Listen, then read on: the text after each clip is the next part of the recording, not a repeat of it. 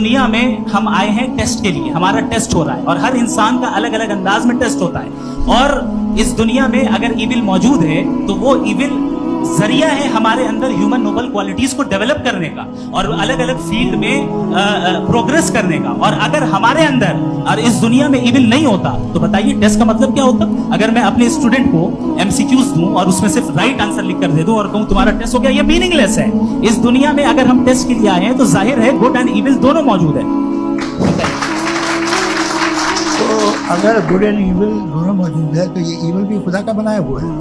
जी हाँ, खुदा का बनाया हुआ है। लेकिन अच्छा, चलो अच्छी बात। जी बिल्कुल बिल्कुल खुदा ने बनाया। अभी तो ये है कि जो मेजॉरिटी है दुनिया में वो इविल है, तो ये खुदा एक्चुअली इविल के साइड पे लग रहा है। बिल्कुल मेजॉरिटी में तो वो है।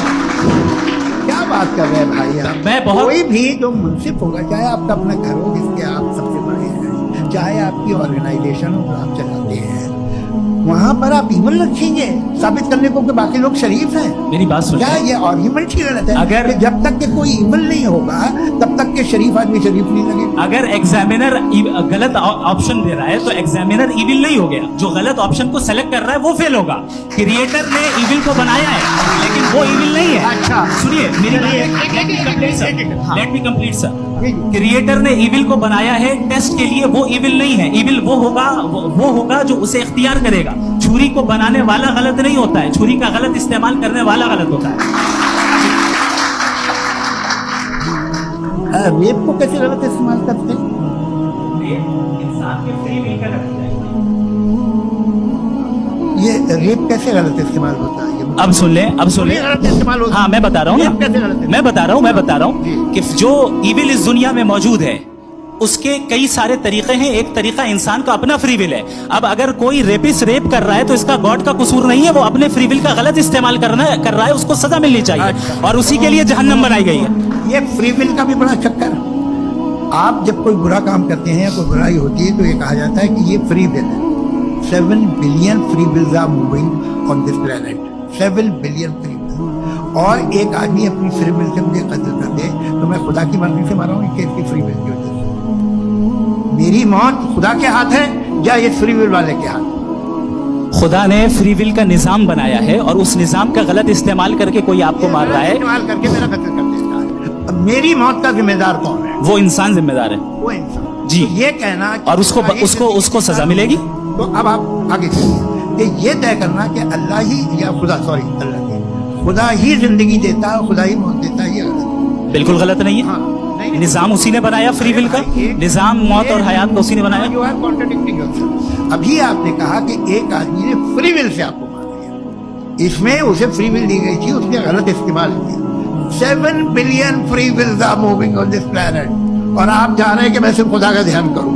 ये 7 बिलियन फ्री विल्स को मुझे लुक आफ्टर करना पड़ेगा कि नहीं? ये तो तबाहियां कर रही हैं और तबाहियां ज्यादा हो रही हैं। बिल्कुल।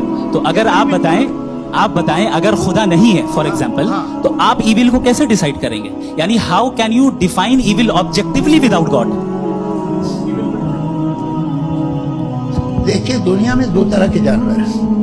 एक जो अकेले रहते हैं जंगल में और एक जो ग्रुप्स में रहते हैं।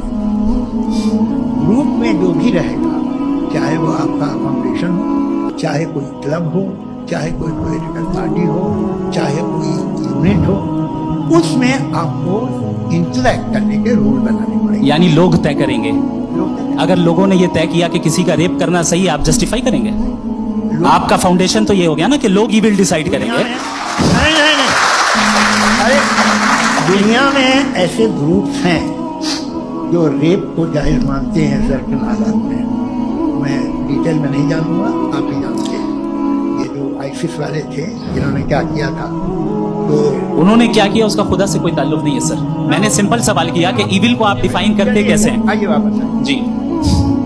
आप साथ में तभी रह सकते हैं जब कुछ आप ऐसे उसूल डेवलप करें जिसमें हर एक का बेसिक तहफ़्फ़ुज़, हर एक का बेसिक राइट हो और हर एक को पूरी आराम मिले। यही तरीका है किसी भी ऑर्गेनाइजेशन जिसमें एक से ज़्यादा लोग हैं और वो ऐसे चलती है जिंदगी। उसमें अगर आप गड़बड़ करेंगे तो तबाही होगी, नुकसान होगा, बर्बादियाँ आएंगी। और अगर उसमें आप घर ले लीजिए ना, एक हस्बैंड है, एक वाइफ है, बच्चे हैं, वालदा भी हैं, 2 बहनें भी हैं, एक भाई भी है, अब इसमें कोई निजाम आपको चाहिए साथ में रहने का, और एक दूसरे पे भरोसा रहे, एक दूसरे के बड़ी ख्वाह हो, एक दूसरे की मदद करें, ऐसे। सर आपकी बात आ गई, आप ये कह रहे हैं कि लोग डिसाइड करेंगे क्या सही है क्या गलत है, यही है मेजॉरिटी डिसाइड करेगी क्या सही है क्या गलत है। अरे भाई बिल्कुल। मेजॉरिटी अगर ये कहे कि नाजी जर्मनी के साथ जिस तरह मेजॉरिटी थी कि जेनोसाइड करना सही, आप जस्टिफाई करेंगे? उस वक्त आपका ये इसके बाद क्लोजिंग। हाँ, उस वक्त प्लेनेट पे जो लोग थे उनमें कितने लोग हिटलर को सही समझते? अच्छा, प्लेनेट की मेजॉरिटी तय करेगी, सोसाइटी की नहीं। प्लेनेट की मेजॉरिटी गॉड के एग्जिस्टेंस को सही मानती है, आप क्यों नहीं मानते? ये हेलो ये क्रॉस क्वेश्चन का राउंड यहाँ पर समाप्त होता है, और ये बड़ा अच्छा है कि इस तरह से फ्रेगमेंट कर दिया गया है ताकि जो मरकरी ऊपर जा रहा है नीचे जवाब दे जी। प्लेनेट की ज्यादातर मेजॉरिटी कुछ दूसरे मजहबों के खुदा को मानती है। आप उन्हें नहीं, आप तो मेजॉरिटी की बात कर रहे अच्छा, हैं। ये क्लोजिंग आप ये कह रहे हैं इविल और गुड को डिसाइड मेजॉरिटी करेगी, मेजॉरिटी जो कर दे वो सही हो जाएगा। क्लोजिंग इसको जैसा आप ही लोगों ने तय किया है उसी फॉर्मेट को फॉलो कर लेते हैं। भाई मैंने तो भले लोगों पे एतबार किया और तब मॉडरेशन तय किया। जी, आपके पास 5 मिनट का वक्त है, क्लोजिंग आर्ग्यूमेंट है, उसके बाद हम ऑडियंस से क्वेश्चन आंसर लेंगे जावेद साहब के क्लोजिंग आर्ग्यूमेंट के बाद। ओके, बहुत शुक्रिया। जी। हमारा जो टॉपिक है डज गॉड एग्जिस्ट, मैं इस पे इतने एकेडमिक तैयारी करके आया था, मुझे था कि मैंने सोचा था कि कई सारे मैं आर्ग्यूमेंट्स दूंगा, लेकिन वक्त की भी किल्लत और जावेद साहब बार बार इधर उधर चले जा रहे थे तो उसको भी थोड़ा एंटरटेन करना पड़ गया।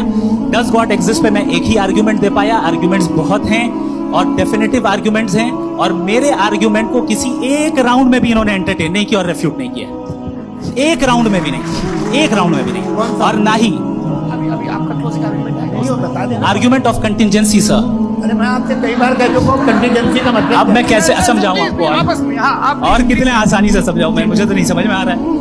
आप अपनी आर्ग्यूमेंट ऑफ कंटीजेंसी उर्दू में बोल सकते हैं। हाँ, आप अपनी बात पूरी कर लें जी। आगे चल।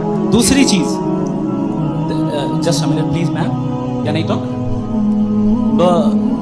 दूसरी चीज ये है कि आपने एक तो इसका जवाब नहीं दिया, दूसरा आपने गॉड के ना होने पर कोई डेफिनेटिव आर्ग्यूमेंट नहीं दिया, सिर्फ मजहब पे बात कर रहे हैं आप। मजहब तो आज हमारा टॉपिक ही नहीं था, आज तो हमारा टॉपिक हो, आप मजहब से ले लेकर आईएस तक चले गए। भाई हमारा क्या ताल्लुक है उससे? We condemn them. और उसका गॉड से क्या ताल्लुक है? अगर कोई गलत काम कर रहा है, किसी ने किसी को कत्ल किया, किसी ने किसी का रेप किया, उसको सजा मिलनी चाहिए। और आपके पास कोई भी rational strong foundation of morality नहीं है। आपने कहा कि मेजॉरिटी तय करेगी सोसाइटी की, वो सही होगा। मैंने कहा हिटलर को, फिर आप सही कहेंगे नहीं, प्लैनेट की सोसाइटी की मेजॉरिटी तय करेगी। तो प्लैनेट की मेजॉरिटी गॉड के एग्जिस्टेंस को मानती है, आप क्या नहीं, ये रिलीजियस है। तो यानी आपके पास कोई स्ट्रॉन्ग फाउंडेशन नहीं है ऑब्जेक्टिव मोरालिटी का। ऑब्जेक्टिव मोरालिटी का अगर कोई फाउंडेशन है तो वो सिर्फ गॉड है, गॉड है, गॉड है। थैंक यू जी। ये मुफ्ती शमाइल नदवी साहब का क्लोजिंग आर्ग्यूमेंट था। अब हमारे पास जी ये बड़ा अच्छा है कि दोनों लोगों को मॉडरेटर से शिकायत भी और बोल रहे भाई हमारी शाबाशी भी तो करते चलो। अब मेरी बात जी, आपके पास जावेद अख्तर साहब 5 मिनट का वक्त है, ये आपका क्लोजिंग आर्ग्यूमेंट है, टाइम रीसेट कर दें। जी देखिए, बहुत सारी बातें हैं। गॉड का डेफिनेशन दुनिया के किसी भी रिलीजन में है कि वो इम्पोर्टेंट है, वो इम्पोर्टेंट है, he just, he kind, he loves you and so. मैं जब दुनिया देखता हूँ तो मुझे कोई ऐसा सुप्रीम पावर यहाँ दिखाई नहीं देती है जो इंसान की बेहतरी के लिए कुछ कर रही हो, कमजोर को बचा रही हो, मदद कर रही हो, जालिम को पीछे हटा रही हो। मैं नहीं देखा, तारीख में नहीं। एक तो अगर है और ये देख रहा है तमाशा, तो उसका होना न होना बराबर है। दोयम ये कि ये जो है, जब आप ये कहते हैं कि कायनात जिसकी कंटीजेंसी है, मैं देखिए वो लफ्ज़ इस्तेमाल किया था, तो ये कैसे हो सकती है बात? और फौरन आप सरेंडर कर देते हैं कि जाहिर है कि इसका बनाने वाला तो इससे 10,000 गुना था तो कॉम्प्लिकेटेड। उस पर आपके होने पे कोई इतराज नहीं, उसे वो टाइमलेस है, वो पहले से था, टाइम को बहुत बात बनाया। ये सब आप मानने को तैयार है जिसका आपके पास कोई सबूत नहीं, आपके पास कोई रीजन नहीं। आपकी तारीफ क्या है मजहबों की? बिलीफ की, जो खुदाओं का बिलीफ है, ये कॉन्स्टेंटली गलत साबित होता रहा है। मतलब आप कहें कि अरिस्टोटल के ज़माने में तो जाहिर थे, वो भी इतने ही यकीन थे खुदा पे, जो नहीं रहा, ये भी नहीं रहेगा। आप लिख लीजिए, और वैसे आसार आपको दुनिया में दिखाई देना शुरू हो चुके हैं। ये बहस क्या आज से 100 साल पहले इस तरह हो सकती थी? यहाँ तक तो आपको हम ले आए। सर अरे इनको मदद की जरूरत नहीं भाई, ये सेल्फ सफिशिएंट आदमी है, आप क्यों इनकी मदद कर रहे हैं?